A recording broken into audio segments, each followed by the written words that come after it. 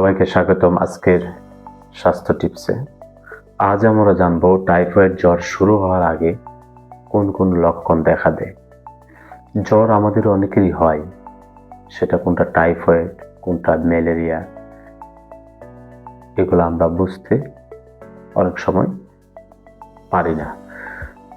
সময় মতো লক্ষণ বুঝতে পারলে রোগ গুরুতর হওয়ার আগেই ব্যবস্থা নেওয়া যায়। প্রথমে আসে টাইফয়েড।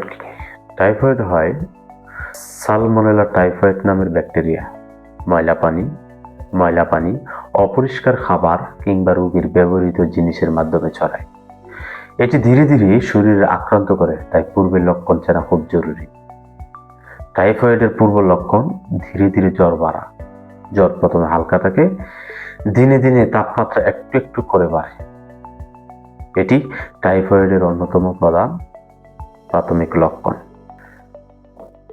দ্বিতীয়ত আসি প্রচন্ড ক্লান্তি ও দুর্বলতা। রোগী খুব অল্প কাজেই অবসন্ন অনুভব করতে পারে। কখনো শরীর ব্যথা ও মাথা ভার লাগাও দেখা দেয়। ক্ষুধা কমে যাওয়া। টাইফয়েড শুরুর আগেই অনেকের ক্ষুধা হঠাৎ কমে যায় বা খাবারে অরুচি তৈরি হয়। পেট ব্যথা ও পেট ফাঁপা। হালকা ক্র্যাম্প, অস্বস্তি বা গ্যাস্ট্রিক টাইপ ব্যথা দেখা দিতে পারে। কখনো কোষ্ঠকাঠিন্য, আবার কখনো পাতলা পায়খানাও হতে পারে। মাথা ব্যথাও হতে পারে।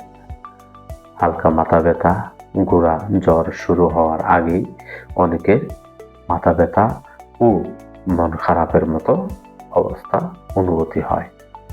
তারপর গলা ব্যথা বা শুকনো গলা। কিছু রোগীর ক্ষেত্রে গলা শুকনো বা হালকা ব্যথা হতে পারে।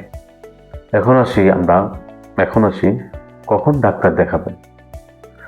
জ্বর 2-3 দিনের বেশি স্থায়ী হলে, জ্বরের সাথে তীব্র দুর্বলতা, পেট ব্যথা বা বমি থাকলে, খাবার খেতে সমস্যা বা ডায়রিয়া, কোষ্ঠকাঠিন্য একাধারে চলতে থাকলে, তাহলে দ্রুত ডাক্তারের পরামর্শ নেওয়া জরুরি।